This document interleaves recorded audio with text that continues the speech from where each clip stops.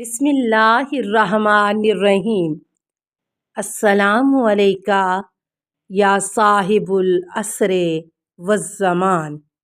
حمید، اگر شیعوں کی مراد صرف پاک اور خاص مٹی پر سجدہ کرنا ہے تو کیوں اپنے ساتھ سجدہ گاہ رکھتے ہیں؟ کیوں نہیں تھوڑی سی خاک اپنے پاس رکھتے؟ محمد مرئی، اپنے ساتھ خاک رکھنے سے کپڑے وغیرہ گندے ہو سکتے ہیں، کیونکہ خاک کی طبیعت ہے کہ اسے جہاں بھی رکھا جائے گا وہ اسے آلودہ کر دے گی۔ شیعہ حضرات اسی وجہ سے اس خاک کو پانی میں ملا کر ایک خوبصورت شکل کی سجدہ گاہ بنا لیتے ہیں تاکہ اسے اپنے ساتھ رکھنے میں زحمت نہ ہو اور لباس گندا نہ ہونے پائے۔ حمید، خاک کے علاوہ بوریے اور قالین وغیرہ پر سجدہ کیوں نہیں کرتے؟ محمد مرئی، جیسا کہ میں نے کہا کہ سجدے کا مطلب یہ ہے کہ خدا کے سامنے آخری درجے کا خشوع و خضوع کیا جائے۔ میں کہتا ہوں کہ خاک پر سجدہ کرنا، خواہ وہ سجدہ گاہ ہو یا نرم خاک ہو، خدا کے سامنے زیادہ خشوع و خضوع پر دلالت کرتا ہے، کیونکہ خاک سب سے زیادہ حقیر چیز ہے اور ہم اپنے جسم کا سب سے عظیم حصہ یعنی پیشانی کو سب سے حقیر اور پست چیز پر سجدے کے وقت رکھتے ہیں تاکہ خدا کی عبادت نہایت خشوع و خضوع سے کریں۔ اسی وجہ سے مستحب ہے کہ جائے سجدہ پیر اور اعضائے بدن سے نیچی ہو تاکہ زیادہ سے زیادہ خشوع و خضوع پر دلالت کرے، اور اسی طرح یہ بھی مستحب ہے کہ ناک کی نوک خاک میں آلودہ ہو تاکہ زیادہ سے زیادہ خشوع و خضوع کا اظہار ہو۔ خاک کے ایک ٹکڑے سجدے گاہ پر سجدہ کرنا اسی وجہ سے تمام چیزوں سے بہتر ہے کہ اگر کوئی انسان اپنی پیشانی کو ایک بہت ہی قیمتی سجدے گاہ پر سونے چاندی کے ٹکڑے پر سجدہ کرے تو اس سے اس کے خضوع و خشوع میں کمی آ جاتی ہے، اور کبھی بھی ایسا بھی ہو سکتا ہے کہ بندہ خدا کے سامنے اپنے کو چھوٹا اور پست شمار نہیں کرے گا۔ اسی وضاحت کے ساتھ آیا ہے کہ کسی شخص کے خشک مٹی یعنی سجدہ گاہ پر سجدہ کرنے سے تاکہ اس کا خضوع و خشوع خدا کے سامنے زیادہ ہو جائے وہ مشرک اور کافر ہو جائے گا، لیکن قالین، سنگ مرمر اور قالین و فرش وغیرہ پر سجدہ کرنا خضوع و خشوع میں زیادتی کرتا ہے اور تقرب خدا کا سبب بنتا ہے۔ اس طرح کا تصور کرنے والا شخص غلط اور گھٹیا فکر کا مالک ہے۔ حمید، یہ کیا ہے جو شیعوں کی سجدہ گاہ پر لکھا ہوتا ہے؟ محمد مرئی، اولاً یہ تمام سجدہ گاہوں پر لکھا ہوا نہیں ہوتا، بلکہ اکثر ایسی ہیں جن پر کچھ نہیں لکھا ہوتا ہے۔ ثانیاً بعض پر لکھا بھی ہوتا ہے تو وہ سبحان ربی الاعلیٰ و بحمدہ جو ذکر سجدے کی طرف اشارہ کرتا ہے، اور بعض سجدہ گاہ پر لکھا ہوا ہوتا ہے کہ یہ مٹی کربلا سے لی گئی ہے، تمہیں خدا کی قسم ہے آیا یہ لکھے ہوئے کلمات موجب شرک ہیں، اور آیا یہ لکھے ہوئے کلمات مٹی کو مٹی ہونے سے خارج کر دیتے ہیں؟ حمید، نہیں، ہرگز موجب شرک نہیں ہے، اور اس پر سجدہ کرنے میں عدم جواز پر کوئی دلیل بھی نہیں ہے۔ لیکن ایک دوسرا سوال یہ ہے کہ خاکی شفا کیا خصوصیت رکھتی ہے کہ اکثر شیعہ خاکی شفا پر ہی سجدہ کرنے کو ترجیح دیتے ہیں؟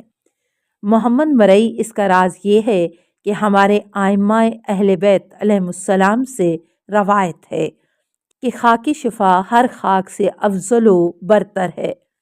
امام جعفر صادق علیہ السلام نے فرمایا، السجود علی تربۃ الحسین بخرق الحجب السبع۔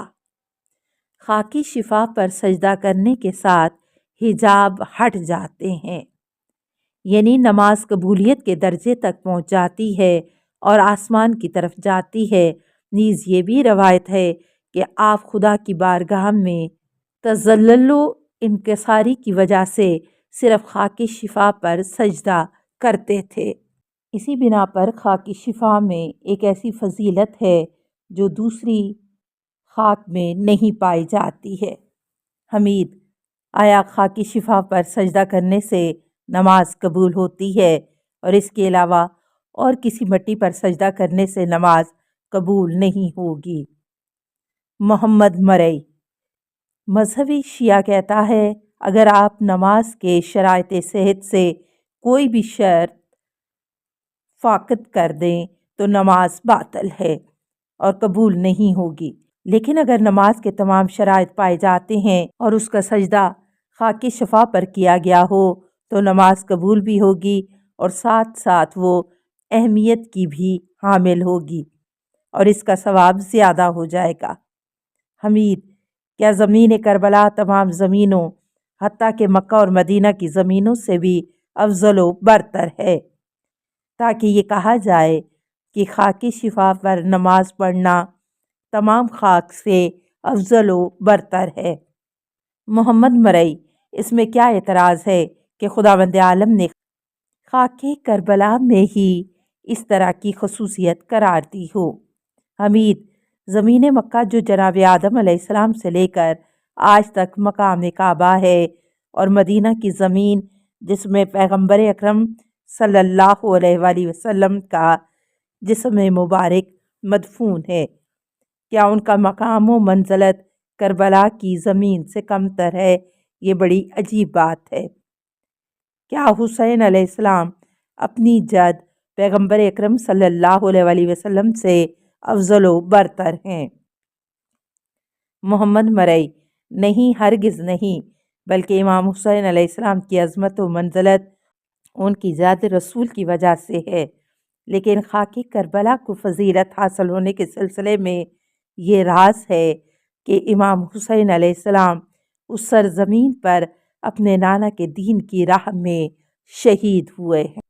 امام حسین علیہ السلام اور ان کے اصحاب اور خاندان کے لوگوں نے شریعت محمدی کی حفاظت اور اس کی نشر و اشاعت کے سلسلے میں اپنی جانیں قربان کی ہیں۔ اس وجہ سے خداوند عالم نے انہیں 3 خصوصیتیں عنایت فرمائی ہیں۔ نمبر 1، آپ کے مرکز شریف میں گنبد کے نیچے قبولیت دعا کی ضمانت۔ نمبر 2، تمام دیگر ائمہ علیہم السلام آپ کی نسل سے ہیں۔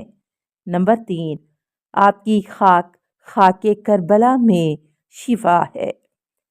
آیا اس طرح خاک کربلا کو خصوصیتیں عطا کرنا کوئی اعتراض کا مقام ہے؟ کیا زمین کربلا کو زمین مدینہ سے افضل کہنے کا یہ مطلب ہوا کہ امام حسین علیہ السلام اپنے نانا رسول اکرم صلی اللہ علیہ وآلہ وسلم سے افضل و برتر ہیں، اور تمہیں اس طرح اعتراض کرنے کا موقع مل جائے؟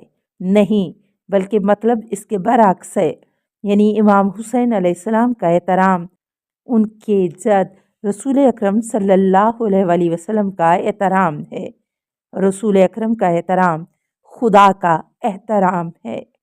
جب یہ بات یہاں تک پہنچی تو انہی میں سے ایک شخص جو قانع ہو چکا تھا وہ خوش ہو کر وہاں سے اٹھا اور میری تعریف و تمجید کرنے لگا۔ اس نے شیعوں کی کتابوں کی درخواست کرتے ہوئے مجھ سے کہا، تمہاری باتیں نہایت سنجیدہ اور مستحکم ہیں، اور ابھی تک میں خیال کر رہا تھا کہ شیعہ امام حسین علیہ السلام کو رسول خدا صلی اللہ علیہ وآلہ وسلم سے افضل و برتر سمجھتے ہیں۔ آج مجھے حقیقت معلوم ہوئی۔ تمہارے اس حسین بیان پر تمہارا بہت شکر گزار ہوں۔ آج کے بعد سے میں بھی خاکی شفا کی سجدہ گاہ اپنے گھر رکھوں گا اور اس پر نماز پڑھوں گا۔ السلام علیکہ یا صاحب العصر والزمان، الامان الامان الامان من فتن الزمان۔